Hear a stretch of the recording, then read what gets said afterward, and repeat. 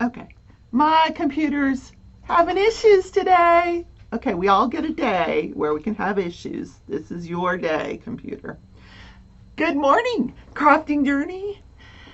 Here, that Journey Chick on Instagram. I'm going to post today on Instagram. I don't think Instagram has seen this picture yet. I'm going to post. Anywho, how are ya? It's National Smile Power Day. So we're going to smile. I'm going to smile no matter what, because I'm going to make everybody feel great about themselves. Now, smile has so much power. It really does. You know, and it can be annoying at times. When you walk into an establishment, a store, and everybody's like, "Hi, how are you? How can I help you? Welcome to Old Navy," or whatever it is. And you're like, just looking. Like you want to duck. But when you smile, you're telling someone that they're valued and that they're worth that smile. Now, to me, some of those store clerks, it's kind of a fake smile. They have to do it. So it's kind of annoying. But when you go to Starbucks, everybody's smiling at you, and it feels kind of genuine. I think they're having fun at their job. So, yeah, smile. No matter where you are employed, start your day with a smile. When you're smiling, okay, I'm not supposed to do that. But the reason I sing is because when I sing, the songs are unrecognizable anyway. So why not? So here's what I finished. The little girl almost. Look at her. Isn't she adorable? So I'm working in this section here. This section. Then I'm going to open up this section up here, which is the bottom part, like the part of the top hat and the bottom part of this hot air balloon. But then we're going to have all this white over here, which is color blocking. It should go very quickly. I'm going to put my 15 placer on and I'm going to rock it. And we're going to get it done. Get her done. Yeah. So, Wilson's 3D Designs. Oh my God. All right, I'm going to have to start putting this in the description. Yes. Aren't they adorable? And they come with these lids. What did I do with the lids? Oh, they're around here somewhere. Okay, yeah, see, these lovely lids. So if you don't finish a particular color, you can just put the lid on it. Okay, so what I've been doing is keeping one of each on the table. And then if it's a dark drill, I put it in the pink tray, and if it's a light drill, I put it in the purple tray. Makes sense, right? You're like, oh, okay, I get it. Okay. And in this case, I took out 2 dark drills. So, Kitten update. I'm going to have to name this segment. We have a new segment, Kitten Update. If you have a name for the Kitten Update section of the show, let me know. But they certainly bring a smile to my face every morning. Tootsie and I sleep together, then we get up out of bed, and I say, "You want to go wake up the kitties?" And she runs to their door, pushes it open, and they're wide awake. They greet her, they give out kisses, and then they start running around. So today I had bought this new toy, and I have these rechargeable batteries, so I was waiting for the rechargeable batteries to be charged. I put them in the toy, and it's this little red spotlight that jumps around, and they have to chase it. So here it is. You'll see it.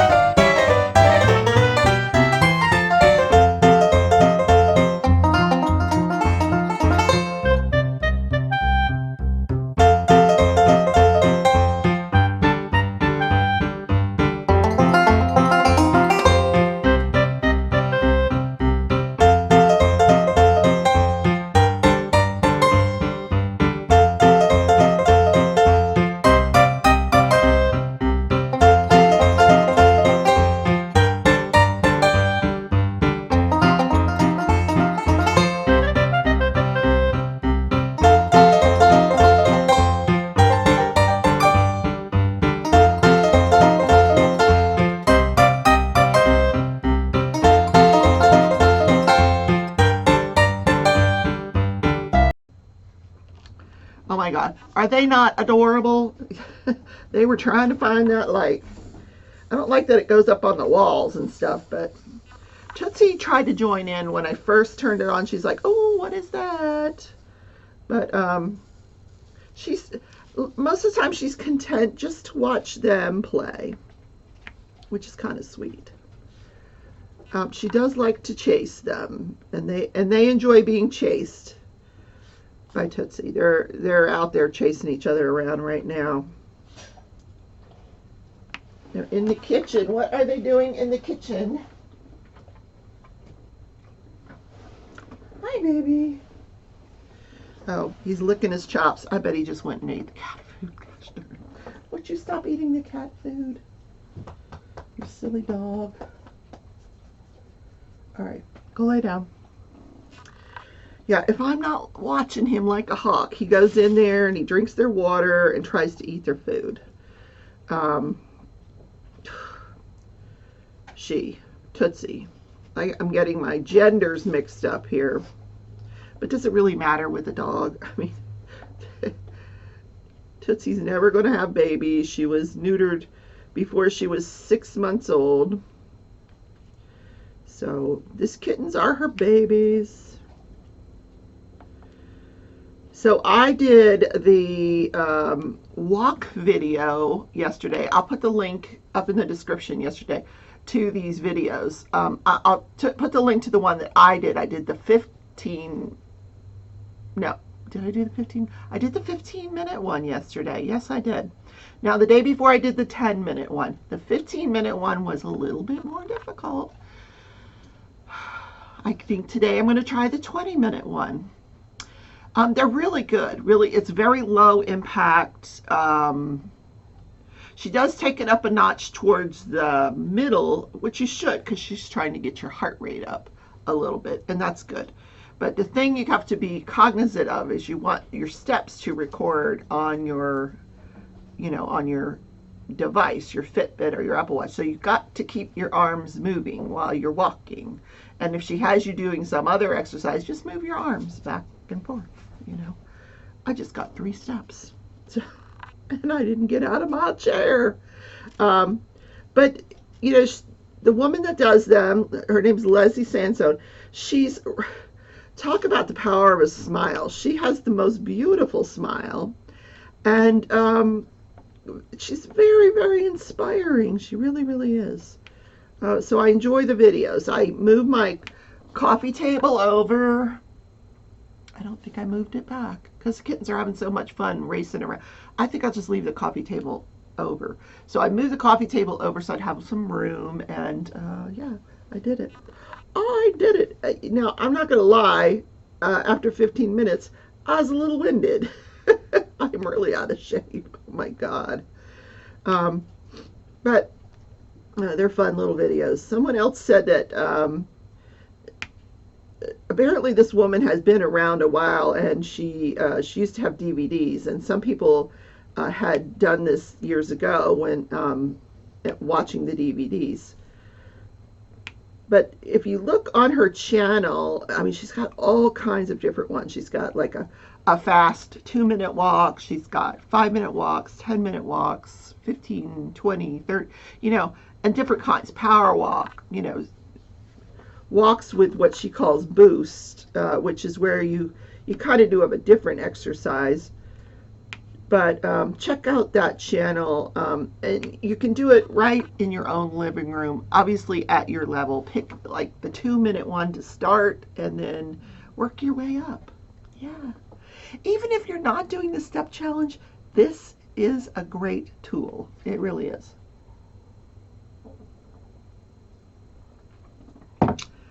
Oh, what else? So yesterday, as you can see, I diamond painted for a while. I've been in a mood. I don't know what's going on with me. I get that way sometimes. This morning I woke up very anxious for no reason whatsoever. Was having a little bit of chest pain. But that happens to me every now and then. So I took my medicine like I'm supposed to, and I'll just relax and hopefully it'll go away. Sometimes you just get in your head, and I've been in my head the last couple of days, and I'm not gonna cry about it because it just happens. Um, where you get really negative. I mean, I heard a creator yesterday say, talk about her day, how she diamond paints for a little while and then she watches her soap operas because she doesn't want to get behind, and then she does her Animal Crossing and does some more crafts and reads her books, and in no way did she say, oh, gotta go to work. I know. And I suppose I could put myself out there, meet somebody, you know, I need to meet somebody that's wealthy. That's what I need to do. Someone that's wealthy that can support me so I can retire early. Because right now I cannot retire till I'm 67. So I have several more years to feel sorry for myself and envy those people who are retired or not working for whatever reason. Although I got to tell you, when I was younger, that would have driven me crazy. It really would have. Now that I have all these things to do, that's all I want to do. I want to stay home. I want to crochet. I want to diamond paint. I want to work on my crafts, But so I guess that's what I was thinking about last night. That yes, the animals are great company. But I don't know. Anyway, it'll pass.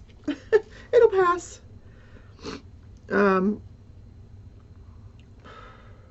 Yeah. Alrighty. Enough of that. Let's talk about Judge, Jury, and Journey, because it's a good one. All right, Wendy Adelson takes the stand. Now, before I start, let me just preface everything by saying that this is the FSU professor murder trial. We're on day 2. We're going to go into day 3 a little bit today. If you have missed any of it, it is in a playlist titled FSU Professor Murder Trial, Law Professor Murder Trial. So you can go back and you can watch what you've missed and then catch up with us. That goes for any of the trials that I have covered. I create playlists and then you can go back and watch. So we have Wendy Adelson. Now, Wendy Adelson, as you may recall, is the ex-wife of Don Markell. So she comes in with her attorney, and the judge has her attorney come up to the podium, and there's some conversation, and apparently there has been an agreement reached for her testimony. So she is being compelled to testify. But before she would agree to testify, instead of just getting up there and saying, pleading the fifth, which she has the right to do, she, in exchange for answering the questions, the prosecution offered her immunity. So in this case, the type of immunity, and the judge does explain this to the jury because they're curious, what's going on here? He explains that anything she testifies to cannot be used in furtherance of the investigation or as a lead, and anything she testifies to cannot be used against her. Now, can she be arrested later on for some part of the conspiracy for this murder? Yes, she can. But whatever she said on the stand, or whatever she's going to say on the stand, cannot be used against her. And the judge says to her, but you have to answer the questions. And she does, but she lies her butt off. Oh my God. I've done a lot of research into this case. I've listened to her interview with the police, the initial interview when they grabbed her out of the restaurant. The day her husband was killed, she was having lunch in the restaurant that afternoon after the murder. She was having lunch in this restaurant. The police find her. It's a small town. They take her down to the police station. She's sobbing and crying when she finds out her husband's dead.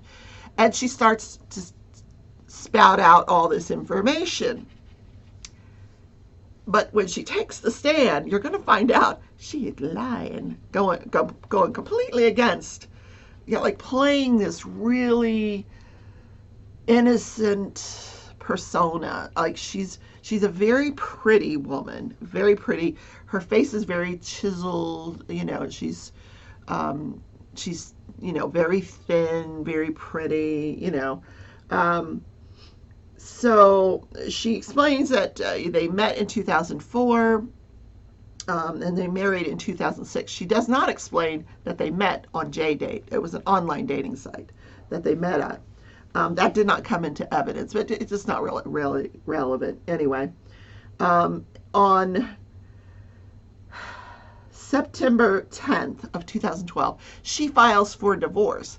Now, the prosecutor asked her, did you tell your husband that you were divorcing him? That you wanted a divorce? Yes, I did.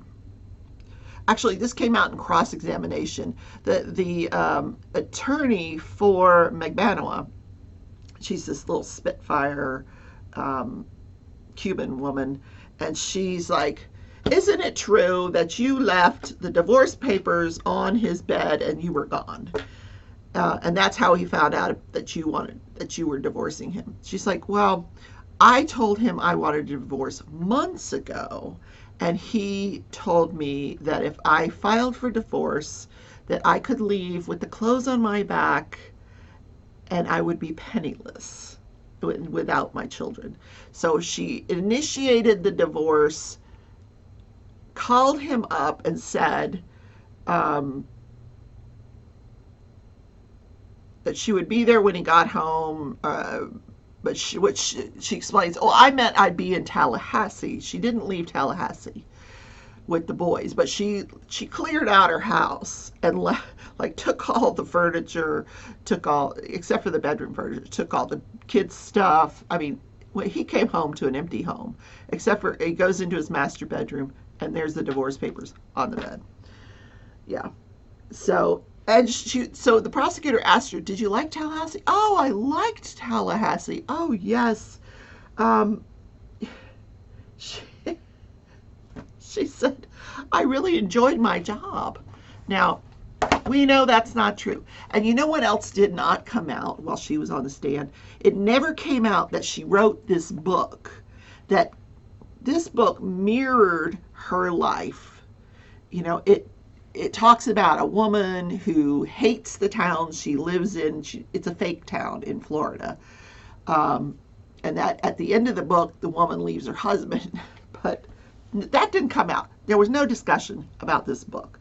And I don't know if there was a pretrial motion regarding the book that the judge says, we're not going to talk about this book. It's not relevant, but, it's fiction. I don't know. Anyway. Because that's what she would have said. It's fiction. I wrote it. It's fiction. So one of the reasons she wanted the divorce is there was quite a bit of tension in the marriage over how to raise these children. He was very Orthodox Jewish. He wanted them raised kosher. She did not. And so she explained to the jury what kosher is. And then she was asked about, did you leave with the children and move to Broward County? No, I did not. Now we know she did. And then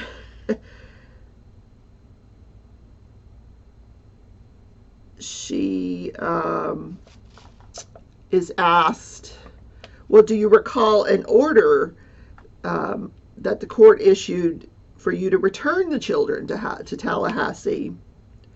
No, I don't remember that. She doesn't remember. I don't recall that. No, I don't recall that. What? Oh my goodness. And then she tells, because she's a lawyer, so she tells the prosecutor, if you have a document you'd like to show me to refresh my recollection. And the prosecutor's like, no, we'll just move on, because I don't know if they're going to get her for perjury later on. They should. They really should.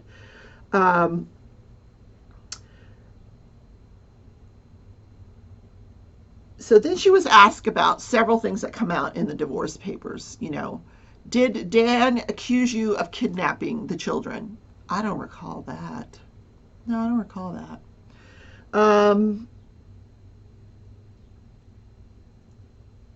Was there a mention in the divorce papers, that he was upset because you were letting them eat non-kosher? I don't remember that. No, no. Did he threaten to have your law license taken away? No, I don't remember that. Do you want to show me something? No. We're not going to show you anything. And then do you recall that he accused you of not disclosing all your assets? Oh yeah, I remember that. Her memory's very selective. Um, then she was asked, are you close to your parents? Yeah, I'm close to my parents. Would you say that they are overly involved in your personal business? And her answer was, well, compared to other people, I wouldn't know. I don't know. I mean, it's a good answer, but she's being kind of a smartass in a passive aggressive sort of way. Because she's coming off very sweet and demure. Yeah. Now she does recall the motion. She doesn't recall the specifics of. She does know that there was a motion against her mother, but she doesn't really recall it. She can't remember any of the specifics of it. She said, my family and I really didn't take it serious. Nobody was making disparaging marks against her ex-husband. So they weren't taking that motion never got heard because he was murdered. So the prosecution said, did your brother Charlie ever mention hiring a hitman? No. Well, but then she says, well, he joked about it. He jokingly said that he had looked into hiring a hitman and it was cheaper just to get me a television. And she said, and he was a joker, and when he thought something was funny, he would repeat it over and over again, even if it was inappropriate. So he did repeat the statement several times. She was asked, did he ever look into hiring a hitman and tell you that it was going to cost over $50,000? No. So she explained that for about a month after the murder, she was terrified that someone was going to come after her.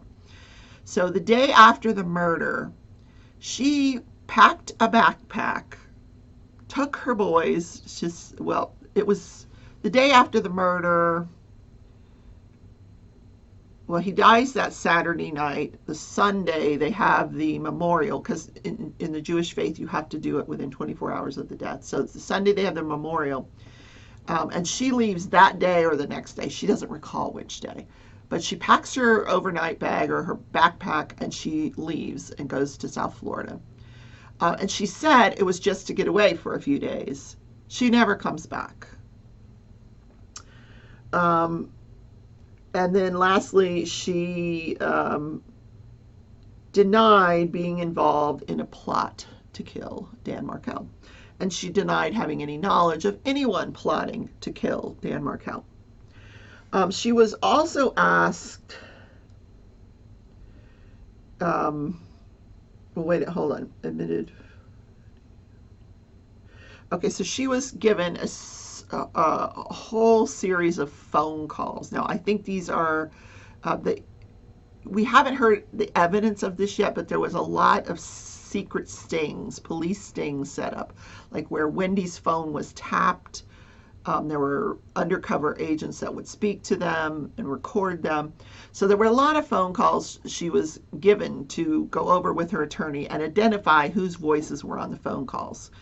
And she said, I didn't listen to the entire phone call, but once I identified the voice, I indicated that I knew who the voice was. And so that was entered into evidence, but we haven't heard any of that yet.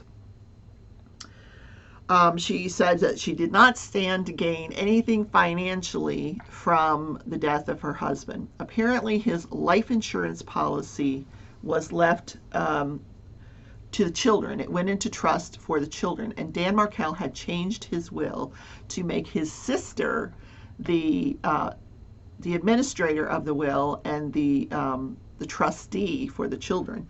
And at some point, Wendy Adelson decides she's going to fight this in court. She files a motion to make herself the guardian or the trustee for this children, and it doesn't fly. Of course, she doesn't remember that, but anyway. So, and with respect to the gain financially, the prosecutor pointed out, well, didn't you pay a lot for your divorce attorneys? How many divorce attorneys did you have? And she said, I had 3. And yeah, it was a lot of money. I don't know how much, but yeah, it was a lot of money. So, so now she knows no longer has to pay all this money for a divorce attorney. And I suspect she doesn't know how much it was costing because her parents were probably paying for it. She was asked about her mother suggesting that they offer Dan Markel $1 million. And she says, I really didn't recall that, but I did have my memory refreshed recently. And now I do remember something like that. But no, I never made that offer to him. Now this is interesting. She changed the children's last names very shortly. She says very shortly after his death. Now he died, was it in July or June? July. She said, I did it at the start of the school year. Now keep in mind, they're down in South Florida. School starts in August. So within a month, what she does is she registers them in school as Adelsons. And she said she did it to protect the children because their names were in the media as Markels, and she didn't want to she said she was getting constant death threats, and kids were getting bad press. Some news outlet actually printed pictures of her children. Now, I can understand and sympathize with her on this point. So she didn't do it legally for about a year. So about a year later, she actually goes into court and changes their name legally, eliminates one of them's middle name who had a connection with one of Dan Markel's relatives. So she eliminates his middle name, gives them both the Adelson family name. And at the time she's testifying, she said they were like 11 and 9, I believe. So these boys were really young when all this was going down, really young. So on cross-examination, the defense attorney for Sergio Garcia says, and this is his exact question, he says, do you know when Luis Rivera started serving Dan Markel drugs?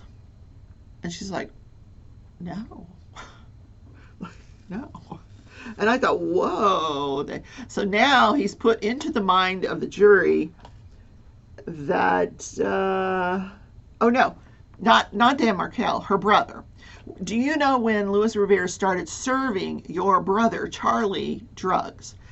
And she's like, no. But now the jury's thinking, whoa, Charlie's on drugs? And this is where he's getting them. Did you know your brother hanged out with, was he street smart? Did you know he he hung out with some nefarious characters, and she's like, I'm busy raising my children. I don't know what my brother does. He's a good-looking guy.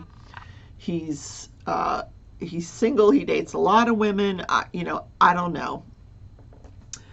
Um, I'm just seeing what I missed.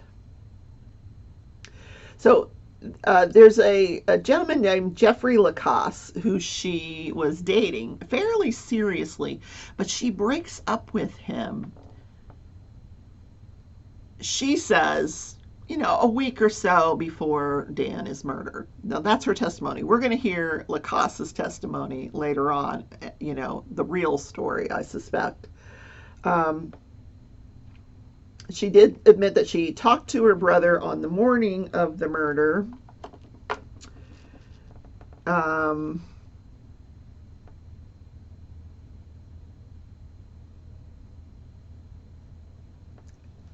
This is interesting. Now, she was asked, do you allow his parents to see the children, Dan Markel's parent? No, I do not. She goes, there was a point in time where, yes, they were allowed to see the children. They are not anymore, not, because of what they did. And nobody followed up on that. Like, what did they, and I'm thinking the same thing. Well, what did they do? That was so bad that but she says, but we're in negotiations now to allow them visitation again. Then it comes out, here's how it comes out. They're done with her testimony. Now we go to the jury. The jury questions come out. And one of the questions is, okay, why don't you let them see? What happened that you don't let them see? And then this is the first time she really shows anger and emotion on the stand. She said, well, because of what they did, and I'm trying to get this correct about what, all right, apparently the prosecutor was having a conversation with Dan Markel's mother. And Dan Markel's mother says to the prosecution, listen, here is the phone number for a foster care agency. Please contact this agency. If you're going to make an arrest of the Adelsons, including Wendy and her parents, please get the boys to this foster care agency, and we will get down from Canada as quickly as we can to pick them up. Which I think is perfectly reasonable, but Wendy was like, she's trying to take my kids away, and that's not appropriate, and so Wendy just didn't get it. Like, if you're arrested and there's nobody to take care of your kids, it's obviously that, that his parents are going to want to do that. But she's like, no, they're trying to take my kids away by contacting this foster care. Yeah, she was totally short-sighted on that one. Yeah. Interesting. Were there any more jury questions? Oh, about the immunity. And the judge explained the immunity question to them. How are we doing on time? Okay, so day 3 starts. And I thought we were going to see the testimony of Luis Garcia. I'm anxiously awaiting to see the testimony of Luis Garcia. The first thing we get is an investigative officer with the Assistant State Attorney's Office. He had a pawn ticket where for a gun, and when the gun was, this was dated October of 2013, where Sergio Garcia purchased a gun with this pawn, there was a pawn ticket, and he, when you purchase the gun, your fingerprint goes on the purchase order or the pawn ticket. So he actually went out and fingerprinted Sergio Garcia, and it did match the fingerprint on the pawn ticket. Okay. Then we have Lynn Harvey. He had already taken the stand, but he was brought back by the prosecution. He is the operator of the Premier Gym. Now, the reason he was brought back is when he brought him the first time, they entered into evidence redacted portions of the video, enhanced. So, because the defense had made such a stink that this wasn't the original, they brought him back and they entered into evidence the original footage for the hour and whatever minutes from all 16 cameras. So now we've got 16 plus hours of footage. If anybody wants to sit down and watch that, fine. But they enter it into evidence. So on cross-examination, the defense attorney for Sergio Garcia asked him, was there any video evidence of Sergio Garcia getting out of the car and urinating in the parking lot? And he's like, no, I did not see that, because he has testified that he reviewed the footage. I didn't see that. Weird questions. Now we're to believe that there was a drug deal that happened in the parking lot and that Sergio Garcia gets out of the car and urinates. So that puts Sergio Garcia in the car, I would think. So, which is it? Is your client in the car or out of the car? I don't know. Then we get a really interesting piece of testimony, Bill Brantley. Now, one of the things I missed telling you on, because it's impossible to tell you everything that Wendy Adelson testified to, but one of the things she testified to is the day of the murder, she's home, her television is being repaired. That's one of the things the jury asked her, was what was wrong with your television? And she said one of the boys threw something at it and the picture was, the screen was cracked, and so they came out and fixed it. I don't know why you didn't buy a new television. Anyway, so she gets the television repaired. She has to run an errand, and then she's going to meet someone for lunch. So the errand she had to run was she had to stop at a liquor store, buy a bottle of bourbon for this couple that was getting married, and they were having a purchase liquor party or something like that. But the route that she says that she took, there's a shortcut on Trescott Lane that would have taken her by the house. But what she testified to was that when she was on the cross street, she saw crime scene tape and realized she couldn't go down Trescott, so she kept going. So this Bill Brantley comes and testifies that his function at the scene was to sit at this crime scene tape and make sure nobody entered the crime scene. And if as vehicles, he said it was set up several houses in. Now, Wendy's testimony is that the crime scene tape was right there at the, at the intersection of Trescott and this cross street. So she could not turn down that street. Well, his testimony is it was several houses in. So people were actually turning into Trescott, realizing that they couldn't go that way. And he said her reaction to the crime scene tape was very different than the other people's reactions. These normal people they would drive in, you could see that they had to rethink their route, and then they would maybe discuss it amongst themselves, look to see what was going on, and then back, do a 3-point turn and back out. But when Wendy, what we suspect is Wendy, what he testifies to is the van matching Wendy Adelson. And the reason he learned this was while he was at the crime scene, he was one of the original officers at the crime scene, and he was talking to the neighbor and talking to some other people. And it came up that, here's what the wife's vehicle looks like. And he remembered it because his wife has a very similar vehicle. So he's sitting there, and here comes her van, what we believe to be her van. She pulls in, and immediately just zip, zip, zip, and she's out of there. Like he said, it was very different than all the other drivers, and he didn't really get a good look at her. He believes it was a woman, blonde-haired woman. So, why didn't he send somebody after her? He goes, well, we had no reason to pull, no reason to go after her. There was, she wasn't wanted for anything. So I just mentioned it, what he did was he talked to the lead investigator, who later on went and found her at the restaurant. But her testimony very different, you know. And the other thing he was saying is that if you had pulled up to that crime scene tape, you would have been able to see that there were like 5 cop cars and emergency vehicles up and down this street, and that all the activity was centered around her ex-husband's home. You would have been able to see that. She would have seen that. But she says no. She didn't find out he was murdered or that anything was going on with her husband until after she's pulled out of that restaurant and taken to the police station for an interview.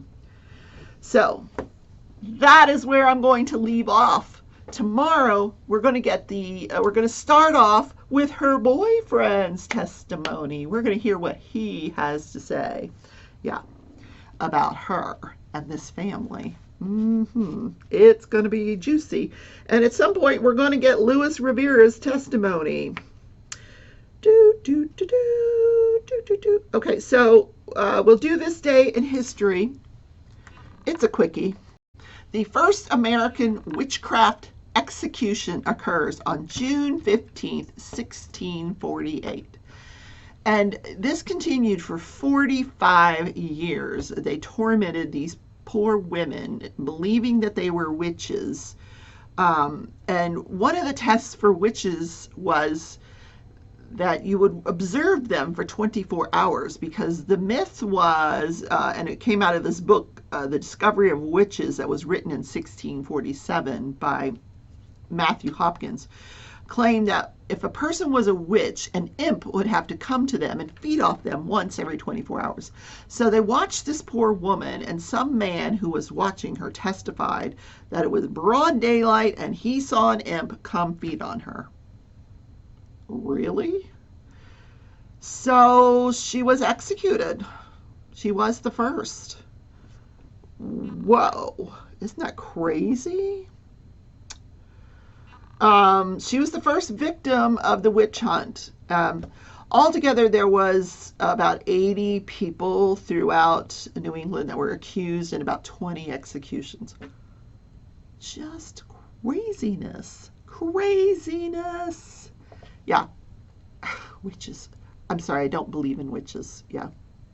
I'm sorry, I don't. Okay, guys, that's the show for today. Smile for somebody. Make them a happy person for the day, you know, even if it's just your pets.